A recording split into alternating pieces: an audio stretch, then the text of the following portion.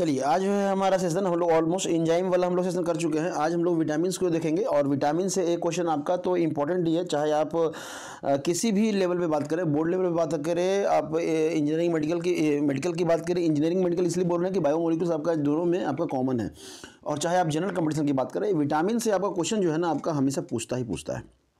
तब है कि विटामिन ए, तो देखिए सबसे पहला इसमें इंपॉर्टेंट क्या है, तो आपका इसका केमिकल नेम इंपॉर्टेंट है, जो कि यहाँ पे दिया हुआ। जैसे विटामिन ए को क्या कहते हैं, रेटिनॉल कहते हैं। क्या कहते हैं, रेटिनॉल कहते हैं। अब रेटिना ये आई के लिए हम लोग बचपन से पढ़ते रहे, तो आँख से रिलेटेड है। क्या है, आँख में क्या होता है, रेटिना, तो यहाँ से रेटिनॉल आप याद रखिएगा। विटामिन अगर बी की बात करें तो विटामिन बी का जो है ना, देखिए B1 है, B2 है, B6 है, B12 है, ये चारों इंपॉर्टेंट है। जो इंपॉर्टेंट है उसी को हम लोग यहाँ पे अपना कैटेगराइज किए हैं। बाकी आप जो इससे एक्स्ट्रा है, एक्स्ट्रा अगर पढ़ना चाहते हैं तो पढ़ लेंगे, लेकिन इतने इंपॉर्टेंट है, कम से कम इतना तो करना ही पड़ेगा आपको। विटामिन B1 को क्या कहते हैं, थायमीन कहते हैं। थायमीन, ठीक है, थायमीन और एन्यूरिन कहते हैं, थायमीन और एन्यूरिन कहते हैं। तो देखिए केमिकल नेम सबसे पहले आपको जानना होगा कि विटामिन B1 को क्या कहते हैं, क्योंकि आपको सीधा डायरेक्ट विटामिन B1 नहीं देगा, बोलेगा थायमीन किन में प्रेजेंट होते हैं या थायमीन किसका केमिकल नेम है, ठीक है। विटामिन B2 को हम लोग B2 को राइबोफ्लेविन कहते हैं, राइबोफ्लेविन या लैक्टोफ्लेविन कहते हैं, ठीक है, विटामिन B2 को। तो ये याद रखिएगा विटामिन B2 का। विटामिन B6 को है ना पायरिडॉक्सिन, बहुत बार पूछा गया है और बच्चे कन्फ्यूज भी करते हैं, पायरिडॉक्सिन और एडर्निन कहते हैं। विटामिन B12 को साइनोकोबालामीन कहते हैं, और ये भी बहुत बार पूछा गया है, ठीक है। तो ये ध्यान रखिएगा। तो ये हो गया आपका केमिकल नेम। तब है कि यहाँ पे अगर विटामिन ए की हम लोग चर्चा करें तो विटामिन ए मिलता कहाँ है, तो देखिए मिल्क ऐसा एक सोर्स है ना, जहाँ पे आप हर जगह देखिएगा मिल्क, हर जगह देखिएगा आप मिल्क जो है ना, हर जगह आपको है ना ऑलमोस्ट लगभग आपको मिल्क नजर आ जाएगा। तो अगर कुछ नहीं समझ में आए, अगर आप स्कूल का एग्जामिनेशन में है तब तो आप आसानी से मिल्क तो लिख ही सकते हैं, उसमें सारे विटामिन आपको मिलेंगे। और है विटामिन ए कहाँ मिलता है, कॉड लिवर ऑयल में मिलता है, बटर में मिलता है, कैरेट में मिलता है, ग्रीन लीव्स में मिलता है, टमाटोज में मिलता है, एग्स में मिलता है, ठीक है। इसका डिफिशियंसी क्या है, तो नाइट ब्लाइंडनेस है और जीरोसिस, ठीक है। ये नाइट ब्लाइंडनेस, जीरोसिस, ये याद रहेगा आपको। तब अगर बात करें विटामिन B1 की बात करें तो ये पल्सेस में, नट्स में, ग्रीन वेजिटेबल्स में, पॉलिश्ड राइस में विटामिन B1 मिलता है, ठीक है। ईस्ट एंड एग्स में आपका विटामिन B1 मिलता है। इससे B1 से जो हम लोग बचपन में पढ़े कि विटामिन बी की कमी से बेरी, तो वो जो बेरी है ना, वो सिर्फ और सिर्फ विटामिन B1 की कमी से होता है। सारे विटामिन का बहुत सारा, बी का जो है ना बहुत सारा पार्ट्स है, तो जो B1 है वही आपको बेरी और लॉस ऑफ एपेटाइट आपका वो करता है, ठीक है, डिफिशियंसी होता है विटामिन B1 के कारण। B2 के कारण आपका विटामिन बेरी अगर कर देंगे तो फिर दिक्कत हो जाएगा। B2 के कारण क्या होता है, dark red tongues and cheilosis, ठीक है, चिलियोसिस, डार्क होना चाहिए यहाँ पे, डार्क नहीं है, डार्क रेड टंग, ठीक है, लाल टाइप का जो है ना जीभ आपका बहुत बड़ा सा निकला हुआ टाइप का रहता है, तो ये विटामिन B2 की कमी से होता है। विटामिन B6 की अगर बात करें तो पेलेग्रा एनीमिया, आपका कन्वल्सन एंड स्पेसिफिक डरमैटी, इसमें स्पेलिंग जो है ना थोड़ा सा देख लीजिएगा, यहाँ पे स्पेलिंग, यहाँ टाइपिंग में यहाँ पे मिस्टेक है। कॉल्ड, इसको हम लोग क्या कहते हैं, एक्रोडाइनिया कहते हैं। तो ये आपको डिफिशियंसी याद करना पड़ेगा, डिफिशियंसी जो है ना आपको याद करना पड़ेगा। सबसे इंपॉर्टेंट है आपका केमिकल नेम और उसके बाद डिफिशियंसी, ठीक है, सबसे इंपॉर्टेंट है केमिकल नेम और डिफिशियंसी। तब है कि अगर B12 की बात करें तो inflammation of mouth, tongue and pernicious anaemia, ठीक है, परनीसियस एनीमिया। अब ये सब नाम जो है ना आपको याद करना पड़ेगा। शॉर्ट्स में डिटेल में ऑलमोस्ट हम लोग वीडियो दे चुके हैं, यहाँ पे बस हम लोग जानते हैं कि हमारा इंपॉर्टेंट क्या है, ठीक है। तो साइनोकोलाबिन इसका बोटानिकल नेम है। अब विटामिन सी बोलिए या L एस्कॉर्बिक एसिड बोलिए, देखिए सब बच्चे जो है ना जितना भी खट्टा चीज़ है उन सब में आपका विटामिन सी तो ठीक है मिलता है, लेकिन विटामिन सी को हम लोग ऑक्जेलिक एसिड नहीं से रिप्रेजेंट करते हैं, हम लोग एस्कॉर्बिक एसिड से रिप्रेजेंट करते हैं, या कह सकते हैं विटामिन सी का जो केमिकल नेम है वो एस्कॉर्बिक एसिड है। ये मिलता कहाँ है, तो साइट्रस फ्रूट, जितने भी खट्टे चीज़ें, आंवला, ऑरेंज, लेमन, जितना भी खट्टा चीज़ है ना वो सब में क्या हो गया आपका विटामिन सी हो गया।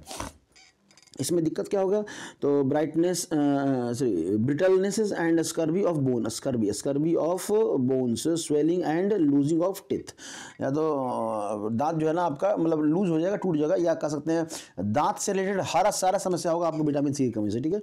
मतलब माउथ में अगर पायरिया लग रहा है तो इसी से, अगर गम्स में जो है ना ब्लड आ रहा है तो इसी से कारण आता है, माउथ में स्मेलिंग है तो ऑलमोस्ट इसी कारण है, आपके गम्स अगर टीथ अगर स्ट्रांग नहीं है तो इसी विटामिन सी के डिफिशियंसी के कारण ऐसा होता है, ठीक है। तब है आपका विटामिन डी की अगर बात करें तो ऑलमोस्ट विटामिन डी बहुत बार पूछा गया है, ये ध्यान रखिएगा, ठीक है। इसका जो है ना आपका इर्गोकॉल या कह सकते हैं इफेरॉल, एंटी रैक्टिक विटामिन ऑफ सनसाइन और विटामिन, सिंपली बचपन से पढ़ते आ रहे हैं कि विटामिन डी जो है ना आपका सन धूप से हमको मिलता है। तो धूप 12 बजे धूप में नहीं बैठ जाना है, ठीक है, गर्मी के दिन में। ये स्टार्टिंग के या किसी भी सीजन में अगर 5 से 10 मिनट जो है ना आपका धूप अगर बॉडी में लग रहा हो तो काफ़ी है। ये नहीं कि अगर आप वर्किंग पर्सन है या फिर अगर आप बच्चे ऑलमोस्ट धूप में खेल रहे हैं तो 10 मिनट से ज़्यादा अगर खेल रहे हैं तो वो विटामिन डी के लिए फ़ायदेमंद नहीं है, इसलिए ध्यान रखिएगा। इसी का रिकेट्स होता है, rickets in childrens controls calcium and phosphorus metabolism. ये विटामिन डी का दूसरा, हम लोग सिंपली जानते हैं कि ये विटामिन डी ना रिकेट्स को ये कंट्रोल करता है या डिफिशिएंसी होता है जिसके कारण ये कंट्रोल करता है कैल्शियम और फास्फोरस के मेटाबॉलिज्म को भी, ठीक है। तो ये याद रखिएगा, ये दूसरा वाला, क्योंकि पहला वाला तो बचपन से देखते आ रहे हैं। तब है विटामिन ई, और इम्पॉर्टेंट है, आप ऊपर से कितना भी मेकअप कर लीजिए ये सब कुछ नहीं होगा। यहाँ पे विटामिन ई का जो है ना आपका क्या है, loss of sexual power and reproduction, loss of sexual power and reproduction, ये विटामिन ई की कमी से होता है। और ये सबसे ज़्यादा आपको ध्यान देने वाला है। हम लोग अपने फूड अपने डाइट को इतना स्पॉइल कर चुके हैं कि हमारा जो है ना ये प्रॉब्लम तो होता ही होता है। तो loss of sexual power and reproduction ये किसके कारण, विटामिन ई के कारण होता है, ये ध्यान रखिएगा। टोकोफेरॉल, अल्फा बीटा गामा और एंटी स्टेरिलिटी फैक्टर, तो ऑलमोस्ट अगर ये जानेंगे तब तो आप जान जाएंगे कि इसका जो है ना डिफिशिएंसी क्या होता है। तब है कि ये मिलता कहाँ है, तो एग में, मिल्क में, wheat germ oil, cotton seeds and oil, मतलब ऑलमोस्ट अगर जर्मिनेटिंग सीड है, जैसे अगर वीट का हो गया जर्मिनेटिंग सीड, मतलब गेहूं को हल्का अंकुरित करके अगर खा रहे हैं तो सबसे प्रचुर मात्रा में आपको विटामिन ई आपको वहाँ से मिलेगा, ठीक है। पहले के ज़माने के लोग गेहूँ का भूजा वगैरह खूब खाते थे, गेहूँ वगैरह ऐसा कच्चा है ना, लेकिन आपको तो चाउमीन, मैगी, पास्ता, ठीक है। विटामिन एच जो है आपका, विटामिन एच क्या है आपका, इसके लॉस से क्या होता है, आपका हेयर लॉस हो जाएगा, आपका डर्मेटाइटिस एंड पैरालिसिस होने का चांसेस रहता है विटामिन एच के। इसको हम लोग बायोटिन कहते हैं, विटामिन एच को बायोटिन।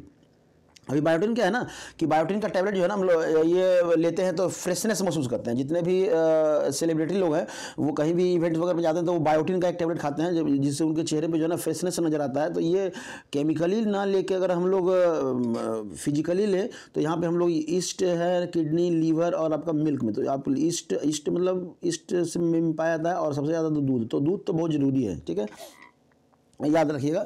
मिल्क इंपॉर्टेंट है आपका, जैसा भी मिल्क हो पैकेट वाला से बचेंगे। ओरिजिनल दूध केमिकल बहुत सारा सप्लाई किया जाता है तो उतना ये नहीं जाएंगे। तब है आपका विटामिन के। विटामिन के क्या है, फाइलोक्विनोन और एंटी क्या बोल रहे हैं, एंटी ह्यूमेरिक, ठीक है। आपका विटामिन जो है ये जो है आपका यहाँ पे आर जो है, ये सॉरी एच जो है ना वो साइलेंट रहेगा, ये ज़्यादा दिखेगा। तो एंटी ह्यूमेरिक विटामिन, ठीक है। इस कैबेज में, स्पेनिश में, अल्फा एंड कैरोट टॉप्स में, ठीक है। इसके कारण क्या होता है, तो lengthen time of blood clotting, मतलब ब्लड क्लॉटिंग का जो टाइम है ना वो बढ़ जाता है, ठीक है, बढ़ जाता है। एंड डर्मेटिस, अगर ब्लड क्लॉटिंग का टाइम अगर आपका बढ़ गया तो आपका ब्लड क्लॉट नहीं हो पाएगा सही समय पे और आपका ब्लड का लॉस ज़्यादा हो जाएगा। अब कोएंजाइम Q10 ये क्या होता है, इसके कारण जो डिफिशिएंसी होता है वो low order of body immune system, ठीक है, अगेंस्ट इम्यूनिटी पे फर्क पड़ता है। तब है कि ये मिलता कहाँ पे है सारे विटामिन, तो ऑलमोस्ट विटामिन ए के बारे में जो है ना यहाँ पे हम लोग देख रहे हैं, या एक लिस्ट बन के आपको दिया हुआ है। ऑलमोस्ट हम लोग विटामिन ए, बी, डी कहाँ मिलता है, तो फिश लिवर ऑयल में मिलता है, कॉड लिवर ऑयल, मिल्क मिलता है, एग में मिलता है।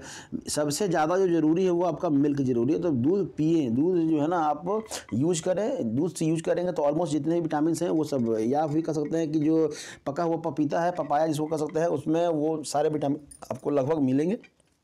इतना है विटामिन, इससे ज़्यादा आपका विटामिन का नहीं है। पूछेगा तो यहीं से पूछेगा, केमिकल नेम आप याद रख लीजिए। ये पूरे लाइफ टाइम जब तक आपका जॉब नहीं लगा था, आप किसी भी कंपटीशन में बैठ रहे हैं तो विटामिन से अगर क्वेश्चन पूछेगा तो यहीं से पूछेगा, इससे ज़्यादा नहीं पूछेगा, ठीक है। तो अच्छे से देख लीजिए, कॉपी कर लीजिए इसको, या आप यहीं से पढ़ रहे हैं आपका नोट से एक बार चेक कर लीजिए। कहीं कुछ अगर मिस्टेक होगा तो वहाँ पर आप ध्यान रखेंगे, नोटिस करेंगे। बुक हमेशा पढ़ें, ठीक है। Thank you.